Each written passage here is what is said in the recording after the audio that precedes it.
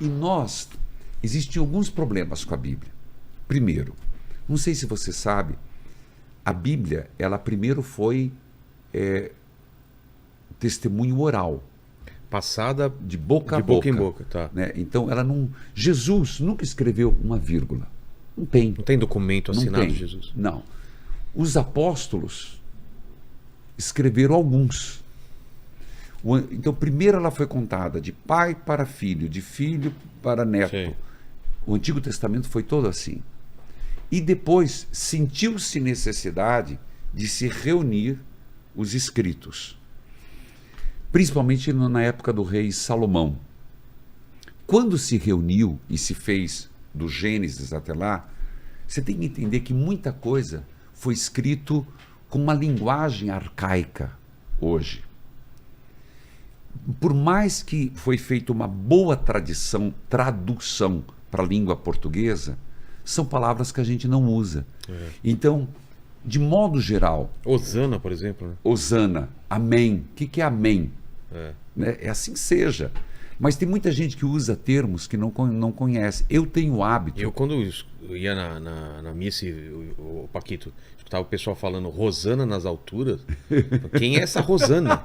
Quem é essa Rosana? Depois que eu fui entender que era amiga Hosana. do Padre do Balão? Hã? Amiga do Padre do Balão, será? Então, não sabia disso, né? Então, tem coisas mesmo que a gente não entende. E eu tenho um programa de rádio, todo dia, das 10 às 11.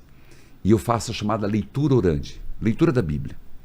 E eu tento explicar, Vilela, palavras, termos que as pessoas não conhecem.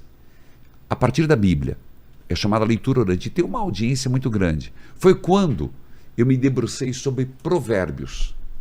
Os provérbios foi a escola de Salomão, que de modo geral, ele pegou os melhores provérbios de todos os tempos, do seu reino, com os escribas, e os compilou.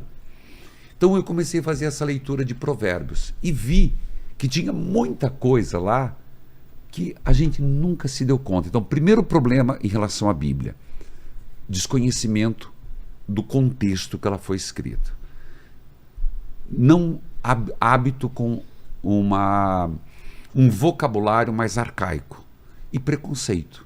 Existe um preconceito muito grande com a Bíblia. Sim. Em que sentido? Coisa da igreja, isso é coisa de padre, isso é coisa... Porque primeiro não se tinha o hábito de ler a Bíblia. Quando Gutenberg passou para a escrita, ela não foi para a mão do povo. A Igreja Católica foi uma das últimas igrejas a permitir que a Bíblia fosse para a mão do povo. Santa Teresinha se queixava disso. Hoje existe um fato. O povo tem Bíblia, mas não significa que lê. Ou que entenda. E quando lê, não entende. E quando lê, eu vou ler a Bíblia. Padre, eu vou começar a ler a Bíblia. Eu devo começar por onde? Por onde você acha? Pelo começo. Não. Não? Não. Por onde? Novo Testamento. É? Se você lê primeiro o Novo Testamento, mas depois o Velho.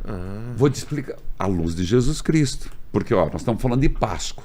Se a gente fala da ressurreição, o fato dele estar vivo não dá uma luz em tudo que ele passou? É verdade. Quando você for ler, você tem outra leitura. Outra leitura. Ele lavou os pés, ele sofreu, ele foi amar o inimigo, porque ele ressuscitou. Se você começa do Antigo Testamento, Vilela, não vai dar certo. Vou te dizer por quê. Porque lá, primeiro, é um Deus muito severo, é um Deus muito juiz, é um Deus muito... proibitivo, catalogador de defeitos humanos para depois punir. Você vai pegar lá, tudo bem, até Gênesis é legal. Aí quando você pega Êxodo, beleza, você vai numa boa. E quando pega Números, Crônicas, que é número tal, eu não recomendo. Eu sempre digo, você quer começar a ler a Bíblia? Comece a ler pelo Novo Testamento. Mateus, Marcos, Lucas, João, lê até o Apocalipse, depois volta para o Gênesis. Então, quando eu fui trabalhar Nunca Foi Segredo, exatamente algumas coisas que estão lá, que não foram lidas, ou se foram lidas, não foram aprofundadas. Eu tentei sair do comum, então indo para Provérbios, indo para Eclesiástico, indo para algumas outras coisas. Mas o que eu percebo? é que Deus é muito sábio. Só que Deus, ele não pode derramar toda a sua sabedoria de uma vez. Ele foi dando pequenas gotas de sabedoria até chegar a Jesus Cristo. Foi essa percepção que eu tenho. Vou dar um exemplo para você. Tá. Por exemplo, eu li esses dias Provérbios. E às vezes eu vou pegar aqui, porque eu não lembro capítulo, versículo, Claro. né? E eu acompanho aqui também. Tá, um aqui, ó. É melhor comer pão seco, tendo paz de espírito, do que um banquete com uma casa cheia de briga.